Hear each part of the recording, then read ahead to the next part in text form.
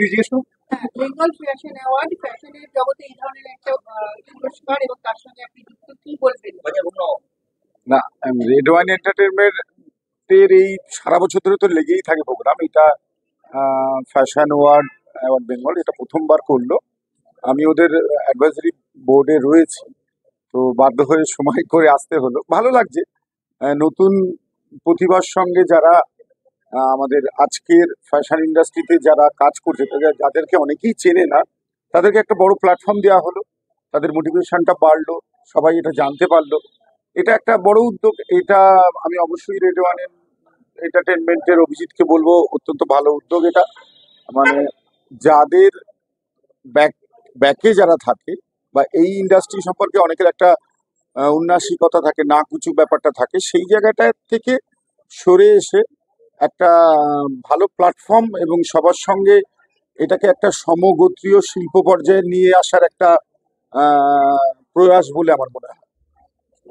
Sir, একটু অনুভবে আসে, উইন্টার সিজন চলছে, একের পর এক প্রদর্শনী সময় আসছে, নতুন বছর করলেই অনুভব একের পর প্রদর্শনী, যদি বন্ধুদের শেয়ার করেন কি থাকছে বছর?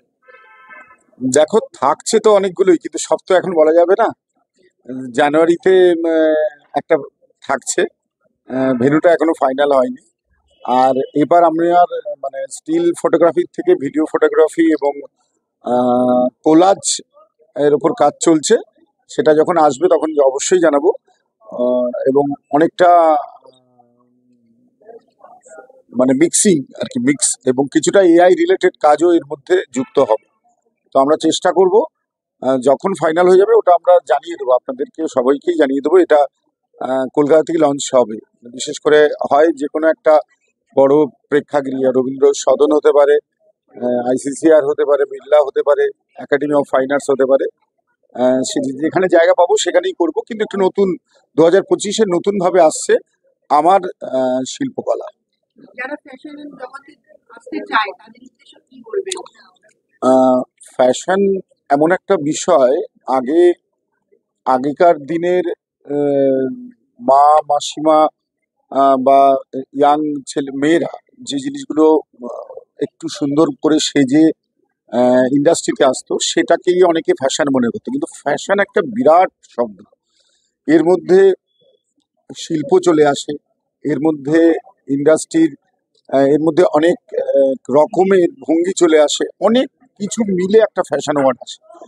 এই একটা ফ্যাশন ইন্ডাস্ট্রিকে চালাতে গেলে মেকআপ আর্টিস্ট থেকে শুরু করে গ্রুমার থেকে শুরু করে সবার অবদান থাকে। এই জায়গায় অনেকের যেমন কর্মসংস্থান হয়, তেমন শিল্প ভাবনা এবং নতুন নতুন শিল্প বা তার শৈল্পিক মন প্রত্যেকটা এই যারা যুক্ত আছে, এগুলো রিফ্লেকশন হয়। এবং এটা তো বলবো একটা অবশ্যই এমন প্ল্যাটফর্ম ফ্যাশন ওয়ার্ল্ড, যেখানে আধুনিক জেনারেশন তো খুব আকর্ষণ বোধ করে। আমার মনে হয় পুরনোকে মিক্স করে নতুনরা নিয়ে আসছে সেই পুরনো ধাঁচ নতুন আকারে। এটা তো খুবই মোটিভেশনের কাজ করছে আধুনিক ছেলেমেয়েদের।